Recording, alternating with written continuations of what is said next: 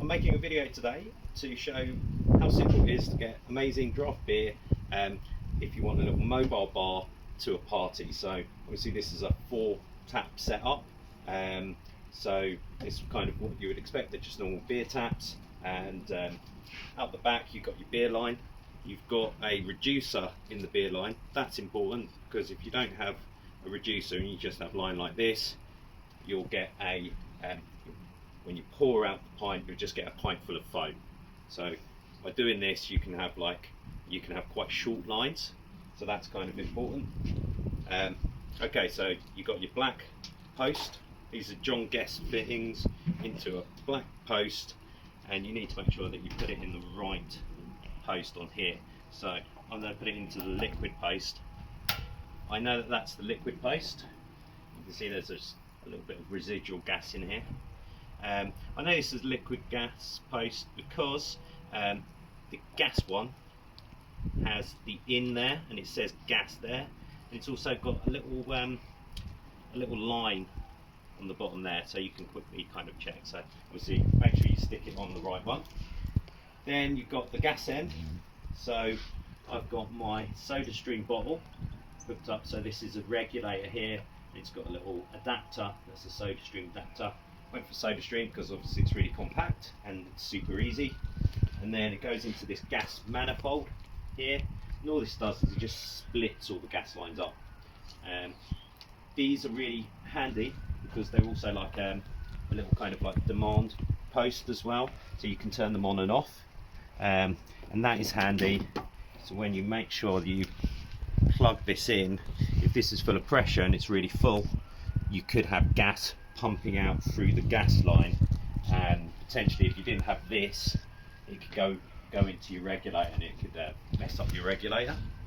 So I'm going to put this into my gas in. This lifts up, just a little bit of force, then it's on. Lovely. I'm just going to put a little bit of gas in here. Notice this one. So I know that there's a bit of gas in that now. Now, top lively tip, make sure that if you've got more than one pump, you put a little bit of tape or something so you don't get confused. You know, this is just electrical tape.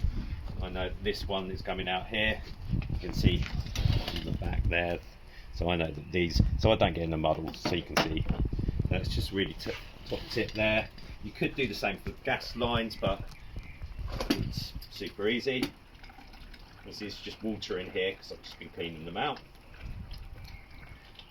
You can see that works. So that's all pretty basic. The kind of exciting thing is, like, how do you keep it cool? So if it's a mobile bar, you know, I've got like a fridge where these taps are just coming out the door, and all my kegs would normally sit in my fridge, but you need to come up with a solution to keep your beer cold. Otherwise, no one likes warm beer, and if your beer goes warm, it won't be as fizzy as well. So we made a kind of a box, basically. This is a parcel box. It's just fan insulation, and we looked for ages to find just the right size box. So this fits perfectly 4 kegs. Slip in there, nice and snug, with enough room to get some ice packs. Put the ice packs down here. Also made these little sleeves as well on this one. Now that's super handy. You can get the neoprene jackets for this, but they're really expensive, and this is like super cheap, but basically the same thing. So I wrap the kegs in that. Obviously you'd have all your lines and things like that coming out here, and then I just got more of this band insulation. I just stuck it on top. Closed the lid, and that kept the beer super cold for like all day. There was still ice in it the next day, and it was a hot day as well. I mean, other options, what you could do is you could run these liquid lines through. If you didn't have such a thin line, you can have longer ones, and then you can run it through like a jockey box, so like basically a cool box, curl your lines around and then throw ice on that. Or you can use a like posh chiller, but obviously if you do that you need power. So this, super simple.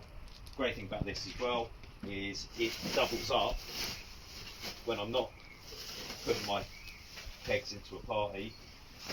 I'm going to be having my kegs in my fridge, but I can use this as a fermentation chamber.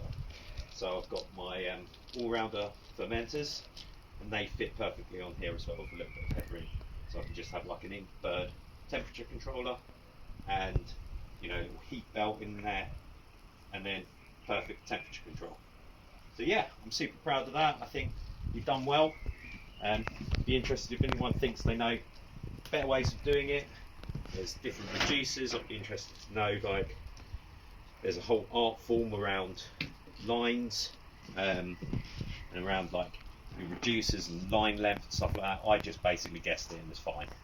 So yeah, see what you think.